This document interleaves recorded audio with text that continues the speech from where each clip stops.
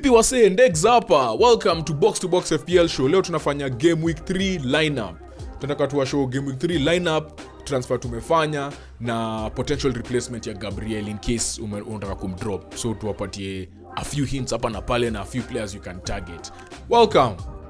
So this Gameweek tunafanya transfer moja. Tunatoa Rashford na tunaingisha drum roll please. Phil Foden maze amecheza poa since first game against Burnley. He got 3 points. Second game he got 9 points. Alipata assist, the only goal that Julian Alvarez scored. Ever since KDB's injury, sasa ameanza kudriftin kiasi.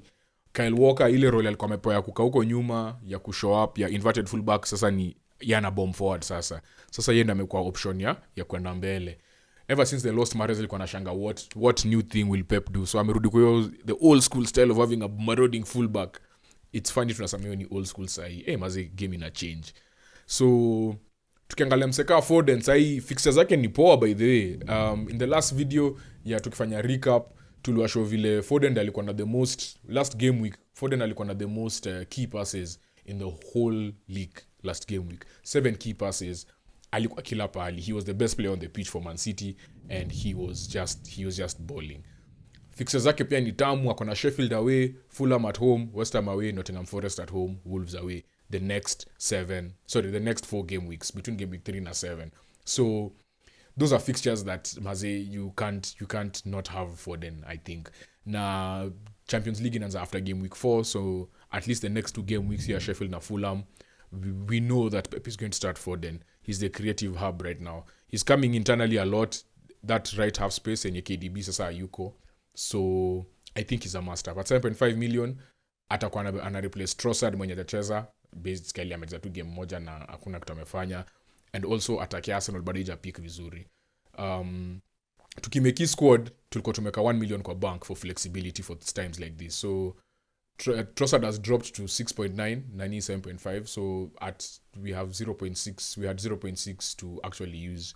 So we've used 0.6 at 0.4 left in the bank. And I think your decision ya kuwa na keeper wa 4.5 as opposed to na keeper wa 5 na nikuwe na 0.5 kwa bank ndio hii imenisaidia at this moment. So you know uzuri ya kuplan mbele pia na FPL. So Foden comes in for Rashford. Next player in our midfield ni Rashford. Rashford this week anaanza kwa timu yetu.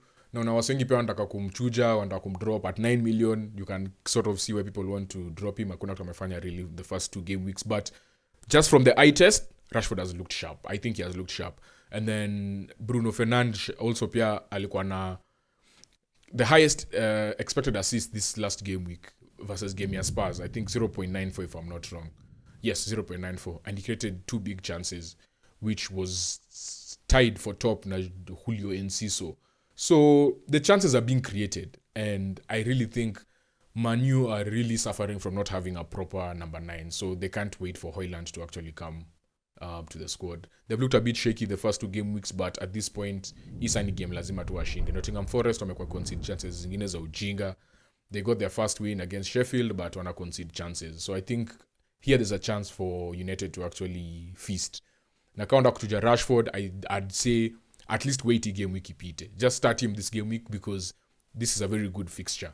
Lacha anze game week, if he doesn't perform then you can remove. After your games, the next 2 games ni Arsenal away na Brighton at home. So wacha cheze hii game ya kwanza, hii game ya Nottingham Forest alafu tucheki. Alafu pia kuna tabia kufunga against Arsenal. So hawezi jua. Gabriel dos Santos Magalhaes. What to do with Gabriel? Game week 2 hakuanza. Game week 1 hakuanza. Alafu anaingishwa the last 10 minutes kumalizia game. Ile kazi yenye Nanyali kwa anapewa Rob Holding. Kumekuwa na rumors that anaenda Saudi Arabia, but it's been ukiona tu body language yake akae msana anataka kutoka. But that's just me. So I may be wrong, but I've watched Arsenal for a long time to see. And then also something else that I saw ni vile Odegaard alitolewa, they gave the armband to Gabriel. So I don't know. Those are things that it's just the small things, but ni kama najaribu kuconfirm kitu mimi na believe. So sijui, wacha tuseme tu sijui. But moving forward, Timber is out for the season. Tomiyasu alipata red card. I just think we literally have to start him unless umse acheze White na Saliba tena alafu acheze Zinchenko left back, but which could happen, by the way. It's a very high chance of happening. So I cannot promise you 100%. I thought he would start after the injury Timber, but clearly I don't know anything about Arsenal and my team. So I will give you replacements, potential replacements. 7 names that you can go for in case you want to remove Gabriel. So number 1, I think we can only start at Brighton. And if you don't have Pavis Estupiñán, Maze, if you don't have Pavis Estupiñán, you need this man in your squad. This man's value is going to skyrocket. He already has 2 assists and 1 goal in the first 2 game weeks. 6.67 points per game. These are official stats that we are getting from Fantasy Football Hub. By the way, we use Fantasy Football Hub for a lot of our content, so be ready to see them this season. They give a lot of insight. These are the things that help me actually plan my squad. Waswali kwa nashanga mbona niko na Mbeumo na Diogo Jota kwa squad, but nilikuwa nimeenda nikafanya analysis pale Fantasy Football Hub. So sasa niko na hii inzi inanisumbua. Unaharibu promo. But Fantasy Football Hub imetusaidia sana. And as you can see, hata kwa heat map is all over that left wing. Now he gets a lot of chances in the D and touches in the D. And touches in the box, you can even see, if I can't see the whatever, but you can see in the graph over there. So that graph basically gives you expected assists, expected points, expected goals, and actually compares them to what he gets in real life, which is pretty cool.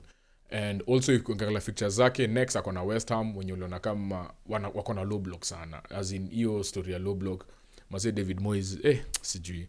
But after that wako na game ya Newcastle na Man U na Bournemouth at home, and then Liverpool na Man City in game week 8 and 9, and Aston Villa. They have very tough fixtures in the next between game week 4 and 9, but Brighton is also a tough opponent for many teams. So I don't think you can really say that you are not going to start Estupiñán for most of these games, because you will. He's an amazing player, especially at home. He's basically playing as a left winger. So yeah, Estupiñán is probably number 1 on this list. But the other names that we have in mind are Chilwell and Gvardiol. Chilwell is marauding through that left wing. Ako kila pahali, anaenda mbele, anachapa corner, set piece. So Chilwell is actually the next person on our list, number 2. Number 3, we're going to go with Gvardiol.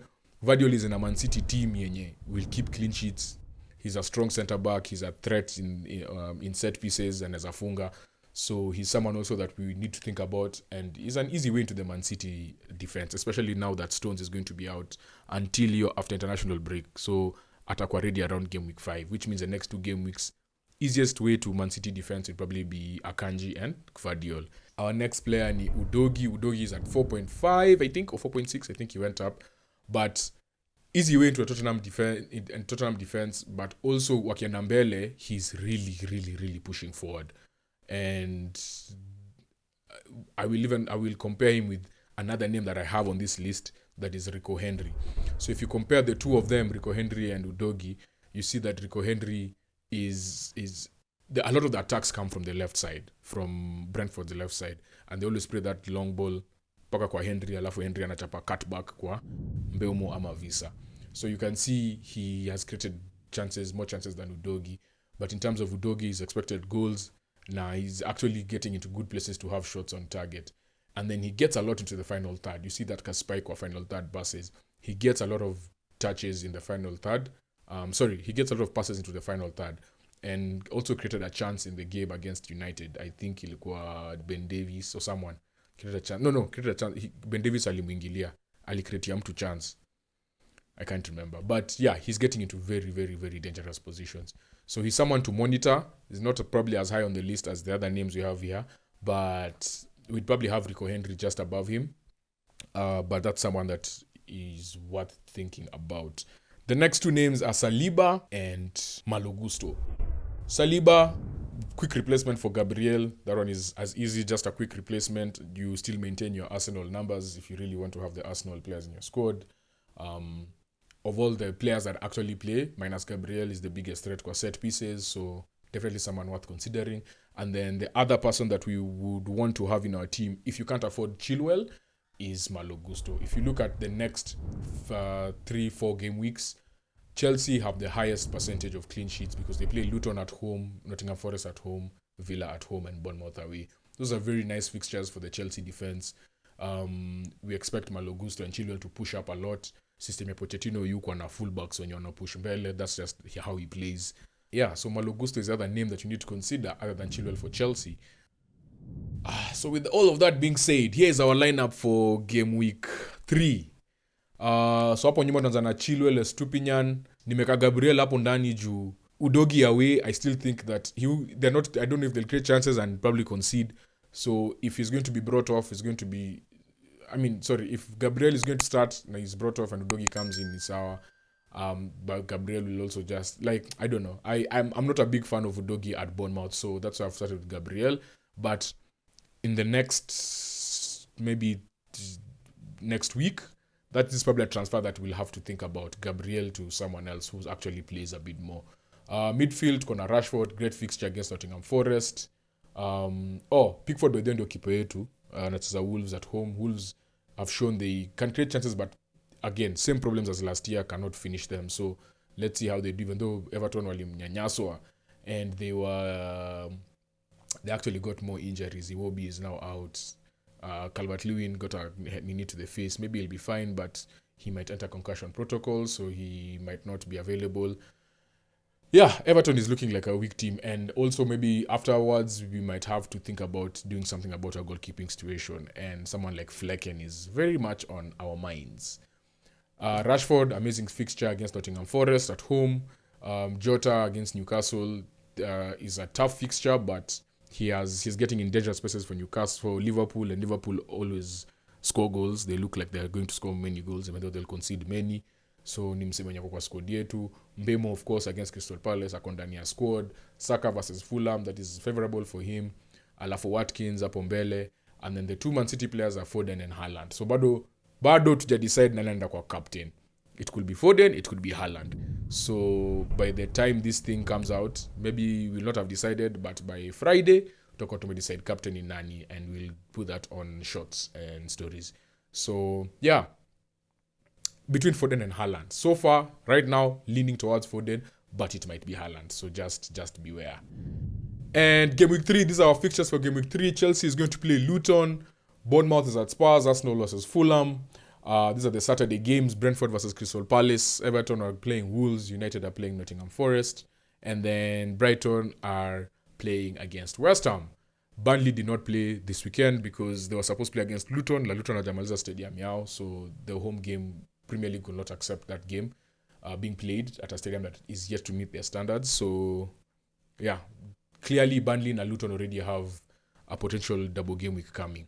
And then Sheffield to Man City, and then I think the game of the weekend will be Sunday evening, Newcastle going up against Liverpool at, is it still called St. James's Park? Ilikuwa St. James's, ilikuwa Sports Direct Arena, but yes, uko hivyo ndo wanachezea.